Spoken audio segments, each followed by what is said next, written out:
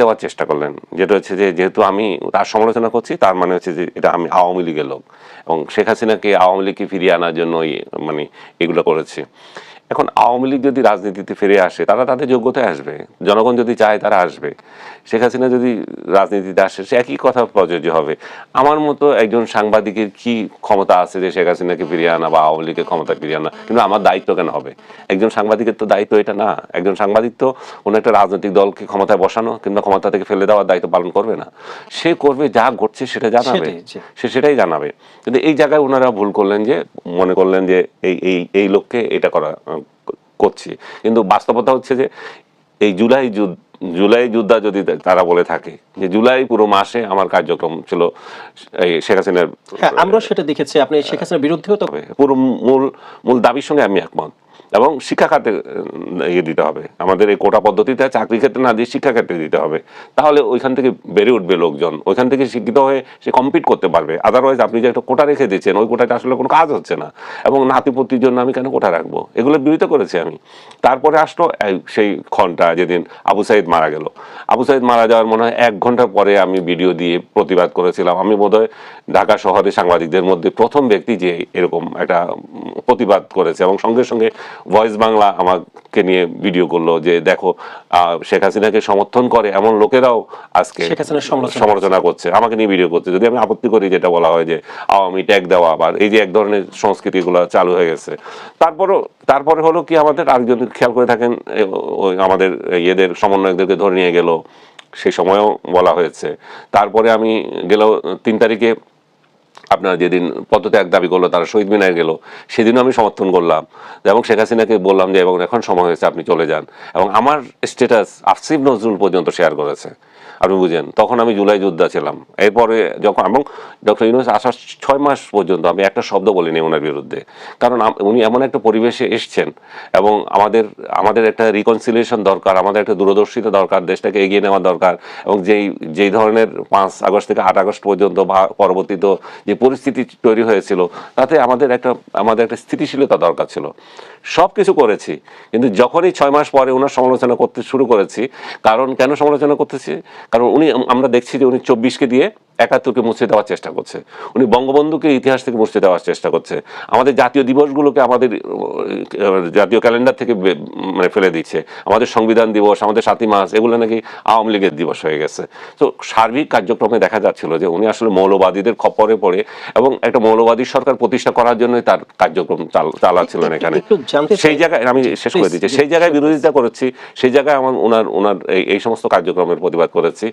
তার মানে এই না যে তো এটা এমন কোনো কিছু না, আমরা দ্বিমত করেছি। প্রতিবাদ মানে কি আমি তো রাস্তায় গিয়ে কোনো ওনার জন্য কোনো বক্তৃতা করি নাই বা ওনার বিপক্ষে জনমত গঠন করার তো কোনো চেষ্টা করা। জনমত যদি গঠন হয়ে থাকে সেটা তো আমার কিছু আসে যায় না। সেটা তো আপনার লেখায় যদি জনমত গঠন হয় সেটা তো আপনি এটার জন্য আপনি দায়ী হবেন নাকি? আপনি দেখবেন যে আপনি ওই লেখাটাতে সত্য কি মিথ্যা সেটা হচ্ছে বিষয়।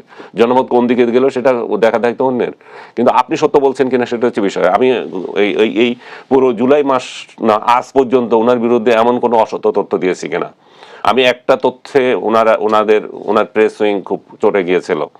একটা তথ্য আমার এটা ছিল যে জুলাইতে উনি ক্ষমতায় আসার আগে কয়েকটা ইন্টারন্যাশনাল মিডিয়াকে ওনার প্রোপাগান্ডা টিম যেগুলো পিআর প্রতিষ্ঠান দিয়ে উনি ইন্টারভিউ দিয়েছেন। আপনার মনে আছে কিনা জানি না, 7 সিস্টার নিয়ে উনি মন্তব্য করেছিলেন, এনডিটিভির সঙ্গে। এরকম ইন্ডিয়ান মিডিয়াগুলোর সঙ্গে উনি অ্যাপ্রোচ করেছেন এবং তার ইন্টারভিউ তারা নিয়েছে, অনেকে এটা প্রত্যাখ্যান করেছে। ওই প্রেক্ষিতে আমি বলেছিলাম যে উনি কিন্তু এটা করেছেন এবং শেখ হাসিনার যে ইন্টারভিউগুলো ভেরি রিসেন্টলি ইয়েতে যাচ্ছে সেটাও কিছু কিছু ক্ষেত্রে এই পিআর টিমের কাজ হতে পারে। এইটাতে তারা ক্ষিপ্ত হয়ে গেছে, তার এই এখনকার প্রোপাগান্ডা টিম এখানে যারা ছিল তারা হচ্ছে না এটা ঠিক না, ডক্টর ইউনূসকে মহান ব্যক্তি, তাকে ডেকা তারা ইন্টারভিউ নিয়েছে। আমি যখন প্রমাণ সহ দিলাম কোন কোন পত্রিকাকে দিয়েছে, কিভাবে অ্যাপ্রোচ করেছে, তখন তাদের গায়ে লাগলো। এই জিনিসটা তারা বলতে পারে যে আমাদের বিরুদ্ধে আপনি বলেছেন, এটা তো বিরুদ্ধে না, এটা সত্য উন্মোচন করা। মানে আপনাকে গ্রেফতারের পেছনে তাহলে কি এই কারণটি, নাকি এছাড়া অন্য কোনো কারণ থাকে? না, তারা দীর্ঘদিন থেকে চেষ্টা করছিল যে আমাকে ধরার জন্য একটা প্রোপাগান্ডা চালাচ্ছিল, এবং এই প্রোপাগান্ডা চালানোর মধ্যে বিদেশে পলাতক দুটো ইউটিউবার আছে, তারা সবসময় এটা চালাচ্ছে। কারণ আমি আবার তাদের বিরুদ্ধে কথা বলছিলাম। তারা এই ডক্টর ইউনূসের শাসনকে অস্থিতিশীল করার জন্য তারা কাজ করছিল, তারা শেখ হাসিনার শাসনকে অস্থিতিশীল করার জন্য কাজ করছিল। ইভেন তারা তারেক রহমানের বিরুদ্ধেও আজে বাজে কথা নিয়ে, আপনি খেয়াল করেছেন কিনা, ভিডিও করতো। আমি বললাম যে এরা সোশ্যাল মিডিয়াতে ইনফ্লুয়েন্সার, কিন্তু তাদের কার্যক্রমগুলো দেশবিরোধী হচ্ছে, এবং সোশ্যাল মিডিয়াকে একটা নর্দমা মানিয়ে দিচ্ছে এরা, এবং যে যাকে ইচ্ছা যা ইচ্ছা বলতে পারে, গালাগালি করতে পারে। এবং আজকে আমাদের সোশ্যাল মিডিয়া যে একটা নর্দমার মতো হয়ে গেছে, সেটা তাদের কারণে হয়েছে। একজন আরেকজনকে আক্রমণ করা, মানে বিনা লাইসেন্স পেয়ে যাওয়া, মানে সোশ্যাল মিডিয়া আছে মনে মানে আপনি যা ইচ্ছা তা করতে পারেন। শেখ হাসিনার আমলে তো এগুলো একটা আইন ছিল, এটা ভয় পেত যে আমি যে কমেন্টে একটা নির্যাতন সেল, আপনাকে নিয়ে মাঝখানে ওরা অফিসাররা বসছে, আর চারদিকে 4টা রুম, মানে তারা এখানে কার্যক্রম করে, কারে ধরে আনে, অমুক তমুক করে। তো এই 4টা রুমের মধ্যে প্রথমে একটা রুমে আমাকে দিয়েছিল, অত্যন্ত নোংরা, এটা কোনো ভাষা, জীবনে এর থেকে নিকৃষ্ট কোনো জায়গায় আমি রাত কাটাই নাই, এবং এক বিন্দু আমি ঘুমাতে পারি নাই, কারণ মশা এমন ভাবে ছিল। তো সেই দিন 24 ঘন্টা পরে আমাকে তারা আবার প্রডিউস করলো, যখন আদালত থেকে রিমান্ডের অনুমতি পেলো আবার 5 দিন, তখন আরেকটা রুমে দিয়েছিল। সেটাতে আমি নির্জন অবস্থায় ছিলাম, সঙ্গে একজন ছিল কয়েকদিন, শকত মাহমুদ ছিলেন আরেকজন সাংবাদিক, উনি কয়েকদিন ছিলেন। উনি চলে যাওয়ার পর আমার আরো নির্জনতা, একা একটা রুমে, এবং রাত দিন ঘুমাতে পারছে না, লাইট জ্বলতেছে, এবং আর বাইরে যারা আছে তারা সারাদিন চিৎকার করছে, কথা বলতেছে। এটা তো অফিসের, এটা এমন না যে আপনাকে শোয়ার জন্য কোনো বিশেষ জায়গা দিচ্ছে, একটা রুম আপনি এখানে কার্যক্রম চালাচ্ছেন, এই রুমে আপনারা বন্দি করে রাখছি। এই একটু জানতে চাই যে এখন তাহলে যে আপনি মানে জামিনে মুক্তি পেয়েছেন 3 মাস আগের যে পরিস্থিতি, এখনকার পরিস্থিতির মধ্যে আপনি কিভাবে আসলে এটা মূল্যায়ন করবেন? এখন আসলে কেমন দেখতে পাচ্ছেন? আমি এখনো যে খুব ভালো পরিস্থিতি দেখছি সেটা বলতে পারছি না, কারণ হচ্ছে এখনো সমাজে যে অস্থিরতা, ডক্টর ইউনূস যেটা মব সংস্কৃতি চালু করে দিয়ে গেছে, সেটা এখনো আমি মনে করি যে এখনো আছে, কিন্তু শক্তি হয়তো কমে গেছে, কিংবা এই মব সংস্কৃতি যে সরকার কর্তৃক স্পন্সর করা হচ্ছে না, এটা হচ্ছে গুরুত্বপূর্ণ বিষয়। ডক্টর ইউনূস আমাদের সোসাইটিকে যে স্পয়েল করে দিয়ে গেছে, 50 বছরের জন্য দেশটাকে পিছিয়ে দিয়ে গেছে, এবং মব সংস্কৃতি চালু করে দিয়ে গেছে। সেই মব সংস্কৃতি এখনো আছে, কিন্তু পার্থক্যটা হচ্ছে যে ওই তার আমলে এটা রাষ্ট্র কর্তৃক স্পন্সর করা হতো। আপনি চিন্তা করে দেখেন, 32 নম্বরে কি বুলডোজার এমনি এমনি চলে যায়? রাষ্ট্র দেখে না? এটা তো মানে রাষ্ট্রীয় যন্ত্র ছিল, বুলডোজার তো এটা রাষ্ট্র কর্তৃক ছাড়া তো যেতে পারে না, এটা পাওয়ার কথা ছিল না, এবং ঘোষণা দিয়ে বুলডোজার নিয়ে যাচ্ছে, রাষ্ট্র জানে না।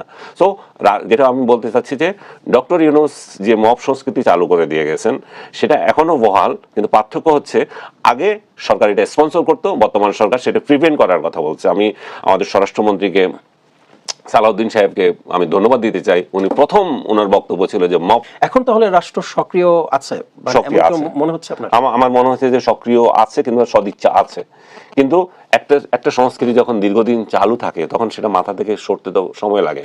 সরকার যখন ওই বার্তাটা দিয়ে দেবে যে এনাফ ইজ এনাফ, এবং এটা জিরো টলারেন্স, এবং এগুলো যদি শুধুমাত্র কথার কথা হয় তাহলে হবে না, এগুলো যদি বাস্তবায়নে দেখে তখন এটা ঠান্ডা হয়ে যাবে। মবের বিরুদ্ধে আসলে সরকার শক্ত অবস্থান ছাড়া মব আসলে বিদায় করা সম্ভব নয়। একটু জানতে চাই যে ফেক মামলায় আপনাকে গ্রেফতার করা হলো, এবং সে মামলায় তৎকালীন সরকার থেকে আপনাকে জামিনের কোনো চেষ্টাই করা হয়নি জামিন দেওয়ার বিষয়ে। সরকার কেন চেষ্টা করবে? সরকার তো আমাকে বন্দী করেছে, সে কেন দিবে? সেক্ষেত্রে এই যে নতুন সরকার আসলো, বিএনপি সরকার আসলো, এই সরকারের আমলে আপনি জামিনে মুক্তি পেয়েছেন, এটিকে একটি পরিবর্তনের আভাস হিসেবে দেখছেন কিনা? আমি অবশ্যই এটা পরিবর্তনের আভাস হিসাবে দেখি, কারণ আমার ক্ষেত্রে অন্তত, কারণ আমি ডক্টর ইউনূসের আমলে আমি যখন দাঁড়িয়েছি জামিনের জন্য আমাকে 2বার রিজেক্ট করা হয়েছে, 3বার রিজেক্ট করা হয়েছে, একবার আমাকে আরো একটা মামলা দিয়েছে, আপনি যেটা বলছেন না, আমার পেছনে দুদক লাগিয়ে দিয়েছে, দুদক লাগিয়ে আমাকে আরো একটা মামলা দিয়েছে, এবং সেটাও আরেকটা হাস্যকর এবং ভুয়া মামলা। আমার ট্যাক্স দিতে দেরি হয়েছে, সেজন্য আমার বিরুদ্ধে মামলা। আর ডক্টর ইউনূস নিজে 666 কোটি টাকা ট্যাক্স তার মওকুফ করে নিয়েছে। কতটা বেহায়া একটা লোক হতে পারে আপনি চিন্তা করেন, নিজের 666 কোটি টাকা সে মওকুফ করে নিয়ে রাষ্ট্রকে দিয়ে, আর আরেকজনের 3 কোটি টাকা ট্যাক্স দিতে দেরি হচ্ছে।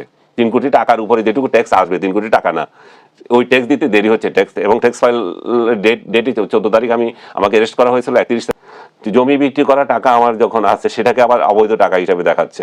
ব্যাংকের টাকাকে অবৈধ, যদি আমার অবৈধ টাকা যদি নিয়ত থাকতো তাহলে সেটাকে তো আমি অন্য জায়গায় লুকিয়ে রাখতাম, সেটাকে আমার ব্যাংক অ্যাকাউন্টে রাখবো। তো যাই হোক, ইউনুস একটা হাস্যকর পরিস্থিতি আমার বিরুদ্ধে হয়রানি মামলা একটা তৈরি করেছে, এই জন্যই যে তাকে সবাই মানে নিন্দা করছিল দেশে বিদেশে যে আমার বিরুদ্ধে একটা হয়রানিমূলক মামলা দিয়েছে, মিথ্যা মামলা দিয়েছে যে সন্ত্রাস বিরোধী আইনে। মানে আপনাকে গ্রেফতার করার প্রয়োজন, এই কারণে একটি ইস্যু তৈরি করা হয়েছে বিষয়টা এরকম? না, আমাকে গ্রেফতার করেছে একটা ভুয়া মামলা দিয়ে, কিন্তু যখন এটা নিন্দা হচ্ছে তখন আমাকে ডিফেম করা, আমার বদনাম করার জন্য আমার বিরুদ্ধে একটা দুদক দিয়ে হয়রানি মামলা করে দেওয়া। দুদক এমন একটা প্রতিষ্ঠান হিসেবে তৈরি করেছে ওই ডক্টর ইউনুস, যার তার বিরুদ্ধে যা ইচ্ছা তা করতে পারতো, তারা তাই করে গেছে। তাদের আগের যে কর্মকর্তারা ছিলেন, এখন তারা এই সরকার নতুন করে বা চেঞ্জ করার চিন্তা করছে, এখন যদি সুবিচার মানুষ পায় আর কি। যে আপনি জামিনে মুক্ত পাবার আগে ত্রয়োদশ জাতীয় সংসদ নির্বাচন শেষ হয়েছে, এর মধ্যে 1 মাস অতিক্রম করেছে নতুন সরকার। এই নতুন সরকারের 1 মাসকে আপনি কিভাবে মূল্যায়ন করবেন? আমি খুব অ্যাপ্রিসিয়েট করব, তারা যেভাবে আগাচ্ছে সেটা সূচনা হিসাবে খুবই ভালো। এবং সবচেয়ে ভালো যে জিনিসটা আমার ভালো লাগছে, যেটা এই আমাদের প্রধানমন্ত্রী একটা অতীত নিয়ে একটা শব্দ উচ্চারণ করেন নাই। অতীত নিয়ে যে ঘাটাঘাটি করা, এটা উনি করেন নাই, যে অমুক সরকার তো এই করেছে সেই করেছিল, সামনে আমরা কিভাবে এগিয়ে যেতে পারি উনি একটা বার্তা দিয়ে দিচ্ছেন। এই বার্তাটা আসলে আমাদের সোসাইটি, আমাদের সমাজে আমাদের সবাইকে নেওয়া উচিত, যে আমরা শুধু অতীত নিয়ে পড়ে থাকবো না, যেটা আমরা সামনে কিভাবে যাবো সেটা চিন্তা করব। আমাদের ডক্টর ইউনূস যে সংস্কৃতি চালু করে দিয়েছিল, আওয়ামী লীগের শাসন 17 বছর, এই আওয়ামী লীগকে শেষ করে দিতে হবে, মুক্তিযুদ্ধ শেষ করতে হবে, এবং এটা এটা এটা এটা সামনে যে কিভাবে দেশটা এগিয়ে যাবে, এই লোকগুলো তো এই দেশেরই, এগুলো তো বঙ্গোপসাগরে পাঠিয়ে দিতে পারবেন না, ইন্ডিয়া কিংবা পাকিস্তান পাঠিয়ে দিতে পারবেন না। সো আমরা যখন এখানে থাকবো, আমরা এখানে ক্রিমিনালগুলোকে সাজা দেব এবং নিরীহ লোক, সত্যিকারের লোকদেরকে আমরা মূল স্রোতে এনে দেশটাকে এগিয়ে নেবো, দেশের অর্থনীতিকে সচল করব। কিন্তু ওনার ওইগুলো কোনো চিন্তা ছিল না, ওনার নিজের আখের গোছানো যে সমস্ত চিন্তা ছিল, আর চিন্তা ছিল আওয়ামী লীগ কিভাবে নিঃশেষ করা যায়, বঙ্গবন্ধুকে কিভাবে ডিফেম করা যায়, মুক্তিযুদ্ধ কিভাবে হেয় করা যায়। সেই স্বপ্নের আকাঙ্ক্ষা থেকে জুলাই বাস্তবায়ন করেছেন, তারা তো এটা দাবি করছেন যে নতুন দেশ। সেটা তো পারে নাই, সেটা এই জায়গায় আমি বলছি ডক্টর ইউনূস কিন্তু